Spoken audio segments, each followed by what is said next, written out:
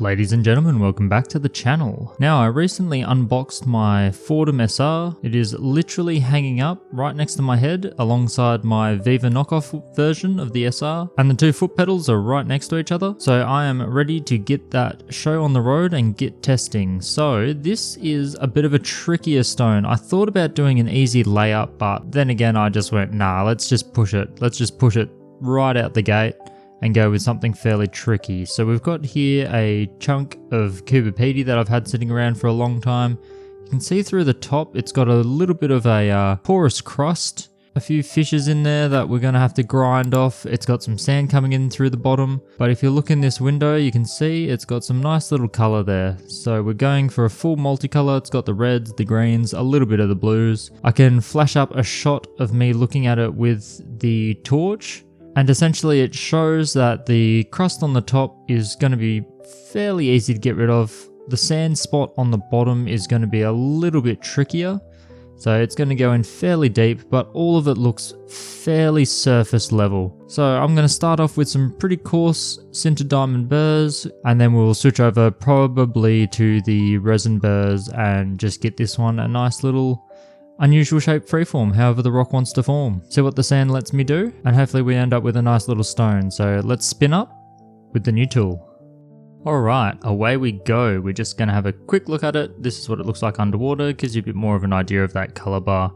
But the light is what you really need. The light on the dry stone, it'll tell you everything you need to know. And here we are working through that top crusty bit. Now this one's an interesting stone. It's got this really hard crust, and this is why I chose this stone. It's got the hard crust on top, and you can see that you have to push fairly hard, but not too hard. The 80 grit sintered diamond really doesn't care. It'll just go straight through it like butter. As you can see here, it just disappears. So I'm pushing very hard, spinning fairly slowly still. The rule is, for the smaller grits, you want to spin the burr a little bit slower. It just gets a little bit too aggressive if you push too hard. And you can see here, I'm just pushing straight down. I'm not doing any kind of sweeping motion. I'm really just pressing on an area until I'm happy with it. But I will quickly just flip it over and show you how different it is when you take off the sandy bit. Because the sandy bit is completely different. This kind of feels like you're grinding away at opal on that top crusty hard part. But if you flip it over, have a look at this. You just lightly touch the surface and you just get mud coming off. It's almost like boulder opal. There's just a lot less of it on the Coober Pedy. So away it goes, disappears super quickly. There's some areas where you can get a little bit of opal potch mixed in with the sand. That puts up a little bit more resistance.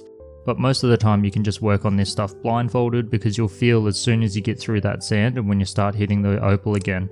Now after a while, I got to a point where it got to here. There was still a very deep valley forming in the middle. And then there's this little spot which is a tunnel. It's a little tunnel of dispersed sand, just a small tube of it. So we're going to have to grind that off, which I did. And then I switch over to the 600. The 600 grit, I'm just sweeping over the entire surface, just hitting everything once again, because the 80 grit is a huge step from the 80 grit through to the resin burrs or sandpapers or whatever you're going to use. You really do want to go over with the 600. You would see the 600 grit burr in every single one of my videos, unless I've just not used sintered diamond burrs at all. So this one is the most heavily used burr you'll see. Very common, because it's so vital and speeds up so much of the process, because the 600 grit sintered diamond burr just does not wear.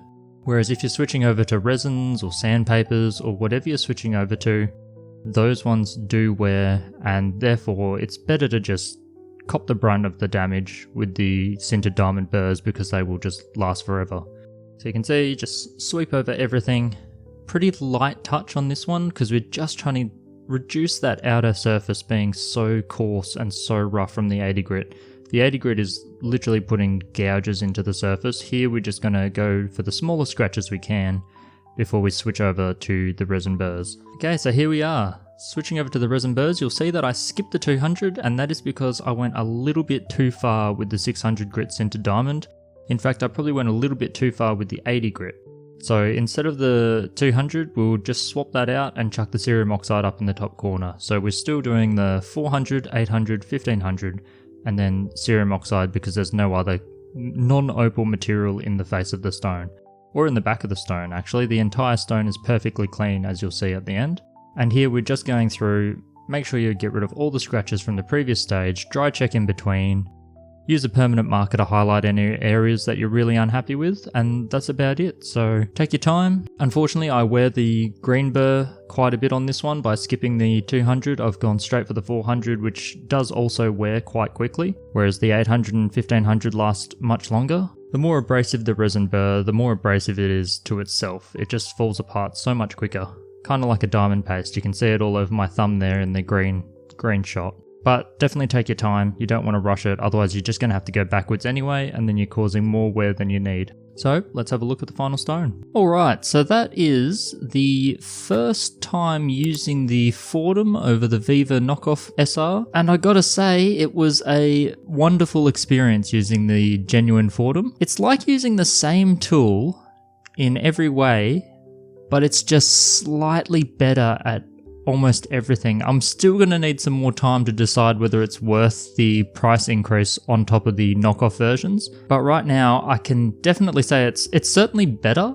It's just whether it's 10 times better or not to justify the price. But I did my first tumble style, as I like to call it, piece of Coober Pedy, fairly basic stone, not overly high quality. It's a pretty milky little stone. Interesting shape, it really did have to dip down hard in the middle. I was 99% sure the best way to go about the stone when I saw how deep that center section was to slice that and then end up with a small couple stones. But instead I decided to challenge the Foredom a little bit and just go for the full undulated carving. And so this is how it come out. The back part is actually probably a little bit of a nicer color and pattern in it. Overall, pretty happy with it. It's come out nice and smooth, nice and polished.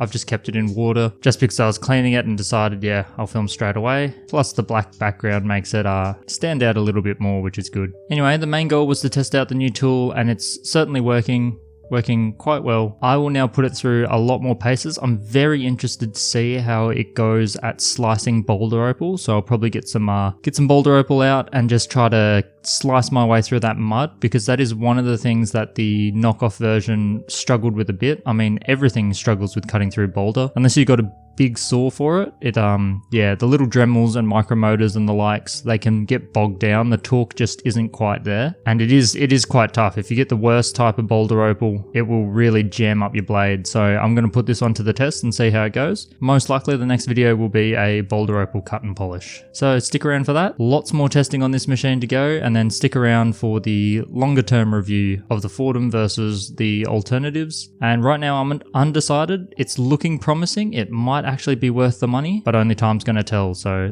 let me put this on straight down and whip out the next one. Stay safe, have fun, hopefully you have a good end to the year, but there's still some time to carve up some gems, so get to it. And as always, feel free to contact me and show me what you've worked on, because I'll be sure to share with you guys what I'm working on. So let me keep going, and I'll see you in the next one, guys. Catch up.